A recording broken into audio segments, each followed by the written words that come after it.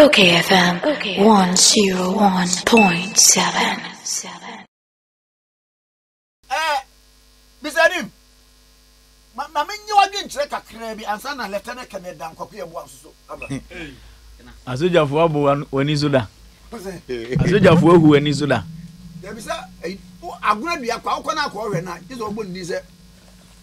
Oti ya chinche military post no. Na do akwa pe no di ni soja. E be hu wani soda. There be excavation am say omo so chiche.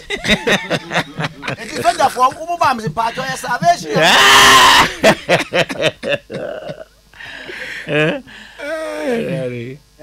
Well, what him say Kumasi Barracks na me to me. TK. Lawyer TK. Lawyer Anim Addo MP. No no so to. Onwa na me ne te dan ba. E na Kodua lawyer Kodua National Road Safety Commission wo mo kasamafo no. Lawyer Kodua ono so ye ne to. Dia ben e konfa no chi no. Konfa no chi. Hona na unipa ye news a wo say Ahmed forces.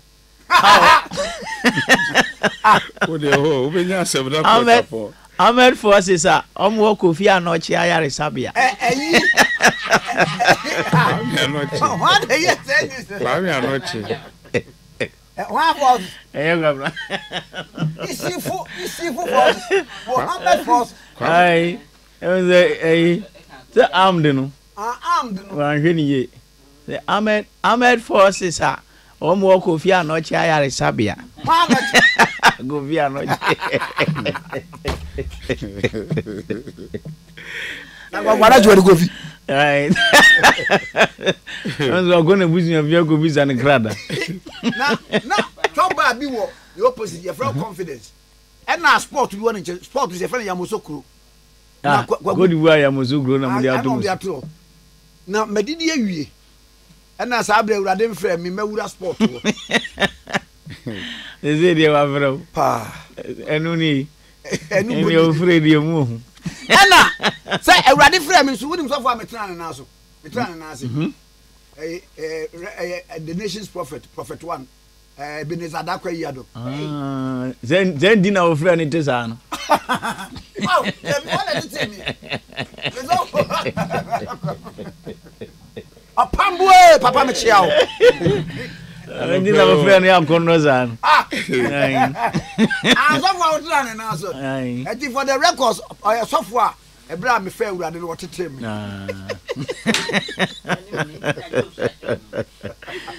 Ina friend now kono no. Na friend so ade e se friend bi wa nya kono. Ai so obi hia was he. Bra. Enu ya dua. Last year you dua bi. Ye interest e wo mu no e de ade a. E na de dua me hunu ba bi ekosi yo. Wo na de wo ye yiko wo ne nam. Kwame enu adua se forest ehia pa wo hwe UN ni ade gas emission ni ade wo se e pollution ni wi a se de nyankopon e hye wi mu ene wo se eboa na ewie mu koyie last year dua ye Kwame enu ade otu se individuals no over what the three panel members 3 PM Odi 3 PM aye 3 panel members nti Kwame nnuane de ebile ye dua about me nhyeda hu na wo kwa yiko no amu sase wo de eni sisi Kwame ayiko ne de ade ba koye me ya ogana me koye ayiko wasamampon na boy bi wa ono adua nnua 10,000 ono anya de ye adua bia da bi ono aframo ni sanua wadua opekwan register wa ya forest for western region o mato so to unse ono ana wadua nti enyi a ono ana ye ne de ase obekwa akwa asma ye kai e 30 years 50 years asem ne ye kai o Kwame ni nua na kona nim o kwa yi o what ase de o not ase Kwame asma okay ai mikazi bi odena asase akomo bi to mfanya abe na abe ne ye 25 years ara kro na kwa na se madwe hu amabusu mu bi anya 85 years nso manya 60 timi de ka hu a 85 abe ne ma ye nchena me nton Nisa wa boka na kokoi Kwame ye interest e wo mu se ye bedua nua Kwame enuadua de so bia ka se enuadua nya na oboa because benefits in the dorsum. Apart from say you didn't know nyoma bebre paper production in a form. Neighbor, oh yeah, we are degree first degree. I'm Greek economics. And I say I will catch our officer. I'm Papa Lekocha. Papa Lekocha. Why are Greek economics? Can station way. Okay. Ngawha station way. You are going to Yeah, okay. Usuma 3 days. Advert bi no mo say asasiria koko fetrasa. En gbo mo kan fetrasa. Mami, enuadua de obi akasa nya no oboa. Because apart from using the byproduct for a lot of things are benefit humanity, some protect the environment. Who said there's a saying say when the last tree dies, the last man dies. And it's a fact. Because Nyaminyan say trees breathe in carbon dioxide, no more release oxygen for humanity. Intino bio beka say nuadua nye bia de oboa Kwame. But ye nuadua no, uhwe sika ye twa to ho ye dua nua na na ya yem hihie no. Sika na ye twa to ho na na nui. Wagoda, would yemfa, yes ye bedua how many? 10 million. This year almost 10 million. Last year was 6 million also. 6 million now in Kwame. Na Ghana population nang say nye 30. And yes you tumi do 20 dada dia. And yes enke each person because already a be order that. And you do 20 million ka ho dia. And you said one man 1 tree. Sasa. Yeah, forest. What do you say move 5 grown still as you menya one man 1 tree. Yeah, say yeah the 2 aboy chidom na you started 8 million independent. And they would see the CS was Nekana. Emsaka 1.5. Forest reserve. Scam. Kwame. 1.5 million hectares. Sika no mudi dua na na wotia na oye machine. Na me bad. Dua de ye. Ho na me ma ho de ne wo. Ba Kwame sika na ye di dua nua no.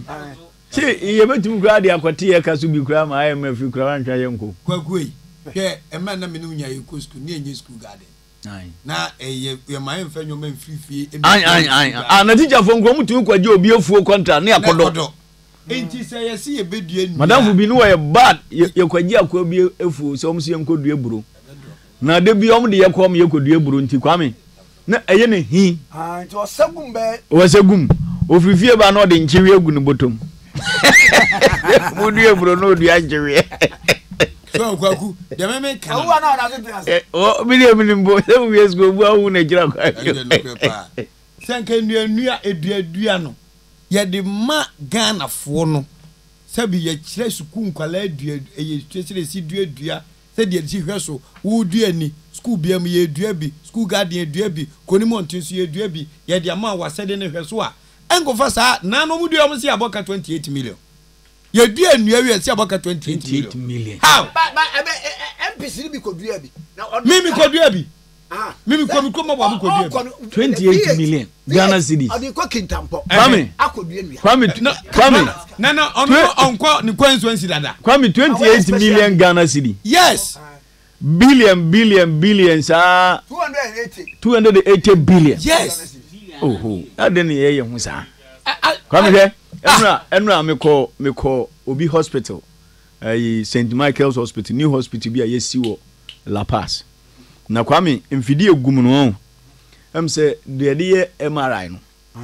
Na say Bank of Ghana de bi buy. So mato bi ama Ghana $1 million.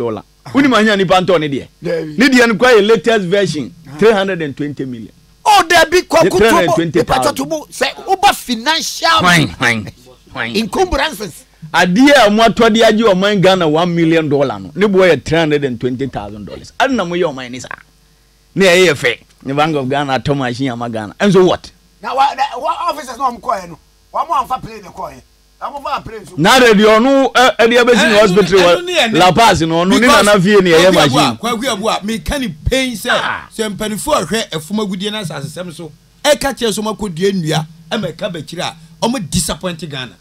Because your forestry commission ho pass and gardens for ho omu na abandon to omu Canada. Ya tom obi esi hotel. Why? Pass and gardens for Or say their primary role yes saa ne o me ka ho tiade na ubesa wo mo ho asa ko spend 280 billion na de no man ya ye fa ye country bia ne ko pa besi sika bia ba ye zima ye besi ye bokro no adenta ayi Anim Addo ka asem bi say ye say wa you for etwesi kabi osa no ona o ka say na say ye say na say say o mampani Akufo Addo kwa o kasa wa si bi say so mo se yen na ye betumi aboa de a omo so mfa sika meboa ntenye se yesi sika ba no omo de aba no ye di bie ni o mu nya sa de ne ye Kwame o ye di super mpa ene oman ho do ewura enchirima ni the next generation it is a very great solution e be boy wo kwa bebre so don't me nkan nkan ye kwa kodua nua a Ghana ha district billion forest wo mu no ye wa district a manager oh he kwaye so mimi fra chim da Uba the biggest in West Africa ewe ye pom ho ye forestry commission district manager ewo ho ti se wusi ukodua nua staff na ewo ho no omobeboa schools na ewo ho no emma ne ahemfo omunya bedua bi na we de ka be na eba na ye pe seedlings ni so a forestry commission benese seedlings ni da na Kwame itobi ka jesi akodua nua asa abotire ka de a ye dua wi a forest ni yipi fo madwuma ne sei Parks and Gardens, woman saying. Ah, nipo why you moka. Na ministry ade no mu kire yi. Enye there be when we can see a resource woman. I say adwuma na da Kwaku Yeboah de no one resource woman. Nipo no man na kwa kodua dua no. Ono na adwuma say resource woman. Ayi enua na ye dua ne kwan no a ye de ye fie flowers no. Ebi bo anya di o. Obi okra hu no betumi ama bi 5 series. Yes, 10. Tell me say dua me tell dua pa mabubo no a tree of life. They no piece of many have. The animal there 20 Ghana. So, and an abano, a tigu for ma, if you feel mo, if Mimi feel days and me, if you feel permit to, I'm a could do dear, and maybe. Not talk, never been a watch politan, I did the shim, and you know, from Macofana,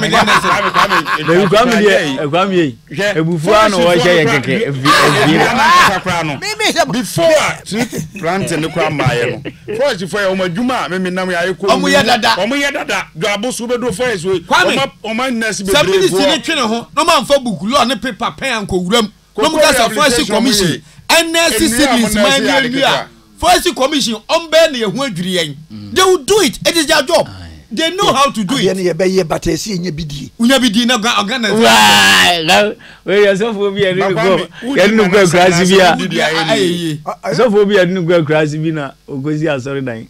Now so then we see and Kwame say 1 billion with this can be 1.2. And the do see ever transfer in Omusi. As one man to move for me away say, I can with this car. Into a mobile can once him the day they say so for near but na ye near Jan Quasroman Bega. Tomu you be answer bit me I can correct. Quaba with some from Yamakan. Okay, so for Michael Asante, and na ye Jan Quine, or near but na ye. My yardy, or buy a day name do baby. My yardy pa, she can't be a neighbor. Never Odi no DB yardy. No, okay, be a campo. I want a campo. I said, we're to me. Oh, my comedy, the least opportunity you ever see a book. You're more minister. You have an itchy. You come with him. As a man, party time.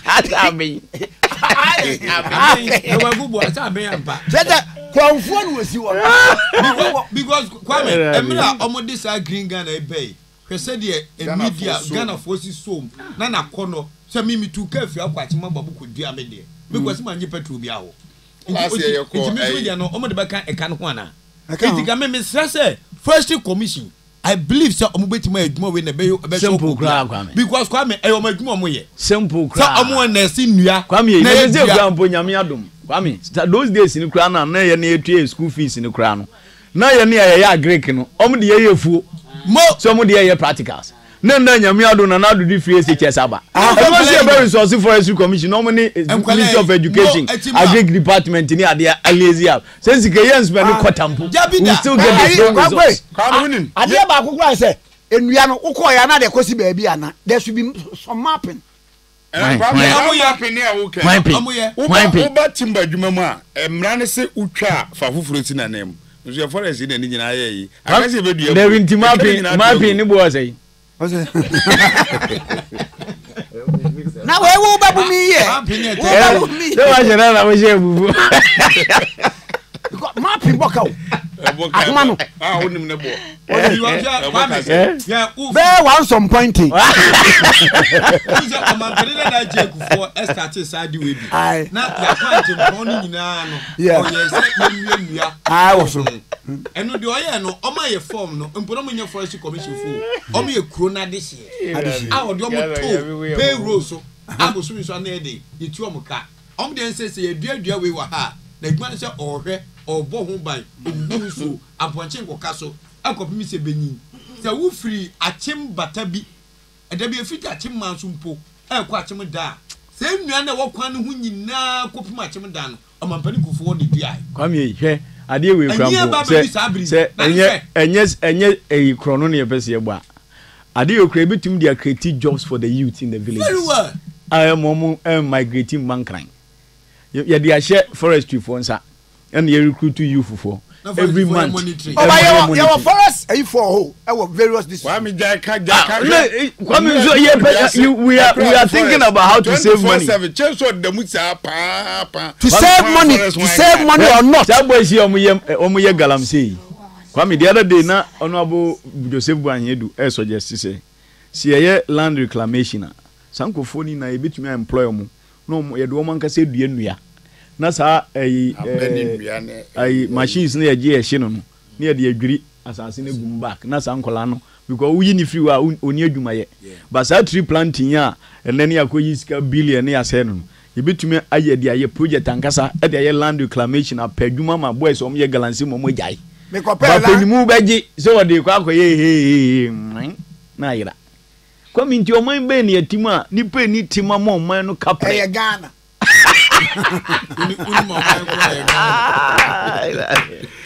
de biazu ye ko pebisia ye gwaji bisia na e de abe high life account COVID-19 expenditure buy no sika ye de kwato COVID na 123 e do omunya kakra ma ye omunya kakra ma ye win masam se e ka 80 million e wo UN wa ya nkwaji be pem report ni se ye ma chief director no on let them cost 80 million ke ire ye fi no mfa ma ye dollars sa yes enye dollars bia na ye kwa akopre ho IMF enkosi agaye ana so no sa dollar no so sa dollar we ni die no dollar no ye die na mu ha dodo IMF de ni mu ha na za de ye kwaji ni mu ha ama we no anyuma bi wo ho a enye broni ne be me yaye age ayen ni be ye ho so ne ye saka se ye kɔ akwa esa anwoma ebi ni kwa fa so ye kua said ye yanka satete na school guard amaka kan because ene nkola ye kɔ free education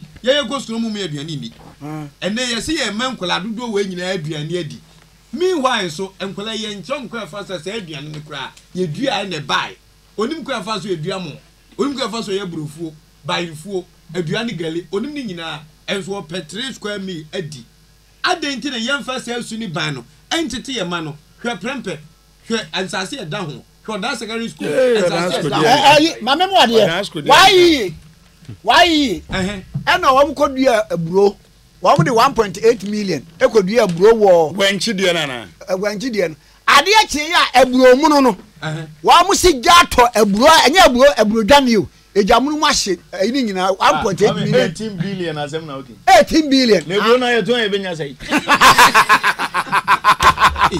se bia Kwame nka hectares obudua e ba Kwame odi etese de odi kan briana yan che fertilizer free grammar school for eye kua enne ya sheda abo kase planting for food ya koto seed ya koto fertilizer ozone layer no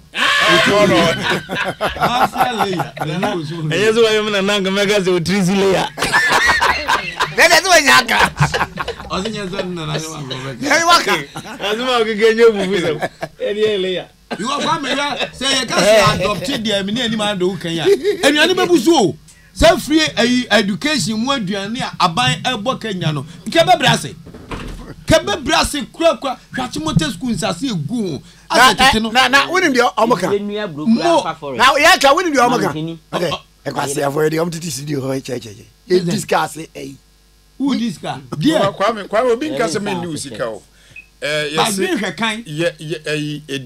edin no ne hia hwe ede ya amanyofo ye fin 92 yenhwe suban ya ye hu okrom ha so free amemu no so a ehwe nipa na woni ne kasa na wamma na beti so no se base okotena nchen a ehwe ne ye ni woni marugontia nti se wo ye na wo ye ni yi a ye woni panimfo ni bia ye obi se president Kufu bra woni marugontia ya no mabra boy so mo free push no sika na wo wi aye no de odi si agapade no de ofa aye eye oman sunsum na enye yie wasefo nyina bebre dua boabom da bi sanete bible say de wo pa de anya no won fa mra kwan so te sakokofhede a obutu nkosua enye on neto yeso obeda ne mu fam agya na wieye obeye kwa so project bi wo ha we say planting for food near dey usom ye ne hwe me ko ntwumuru ekọ that project right Kwame na me kai me ko krache Kwame Nkrumah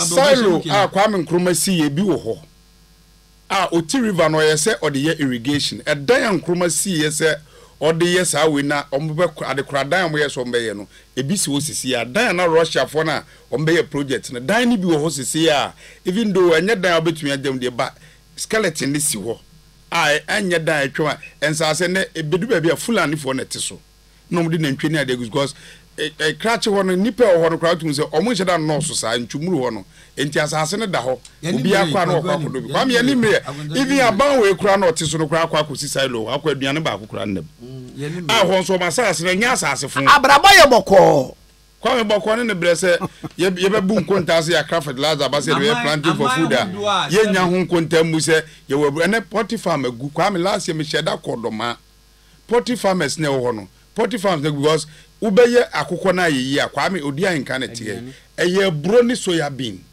dambai areas UKID4 beye bi wo ho a na yeye wia na ye soya bean si anope na mehwe ama ye dua soya bean Togo fo kretwa yen ye wonsa se ye papa ye wonsuo efomu me na meka kire o yo Kwame Togo ni bani nkura soya bean wo hwe records a omudua bi chen ye dua munni ye dua ye ne ayo organic edu bre na so a ne ama Indian for ni other foreigners okay yeah crash for no doso ye de enkofu anya crash for no Kwame de Anim Addo ka no se we nya ban na ni beku sa anwoma no ho a obekra tiri ho obekra yemade obekra wele obekra nkuku fu abere ye ko nije e kakra ponkokote mo ebere obakokra kotodwe abere because say the Anim Addo ka also go into poetry untimi nya poetry without soya bean e de bro enti se woni sa anwoma ni bia automatically poetry ni begu into you have no options obekọ akokra yamade we ediaba enti I was say yetimi ma ye ni bere say ye man no obi antimi fa ye fompan e sha ben emo akura didi mo kra kokoti e kra tiri ho planting for food first year see the siba e na me honorable say akoto na me free akoto na me kasa asem ada ye dua de na ba na ye nkura ayese na agro na ye na potty farms nyina gu cars na ye de nyina kwaje gini nyina na ye fa kogu ba bi cars ben prime of the jobs cars kwa me de despite car de kwa iko dan guntan de mitumi mu kwaje ye bra say minister ni o say dia obehu ya obi minister ntia na maba san guntan de na mebu me car me de kwa iko na despite de na mate say Brian Champo so wa sha se gidigidi ho pa anti Brian me ba ho no wa mametumi mi uka ne bia na magi nam de abesi ka no so na do so ne twem ko wo so hu bia de we ayi mag de na na and de da ho district no na woni de mesre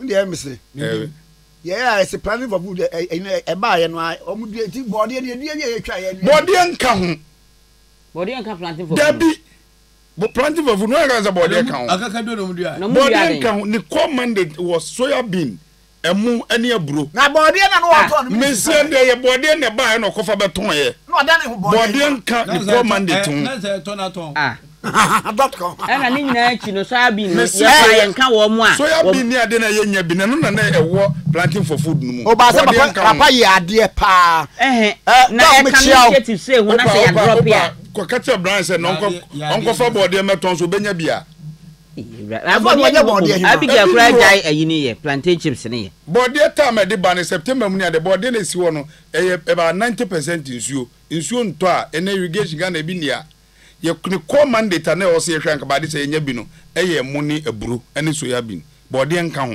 eye bu na bu ye no kofa ba bi beton ye rehabilitation wo odwene hwan no hwan irrigation policy say obi policy na irrigation wo one irrigation dey system order ko tu na me ko tu ba ya abanya ji asase da ho na re ho sem ne say irrigation authority for no mo so mo ho ha je kuafo na bibia mo ye na no bia be twere sen wo ye adwuma wo se wo na wo se wo ye ho ade na me abanya boka since champon na Lawrence beto aso wie one day sit one dam na me ke Kwame jai bi ni wo ewo o jai kan you koya mama to okogunte o so dam no so mo de dam ni o dam ni na me kwa ye dwuma bia ba lawyer Odi Ahenkan ni na lawyer Kwame Nkrumah Tikese okayfm 101.7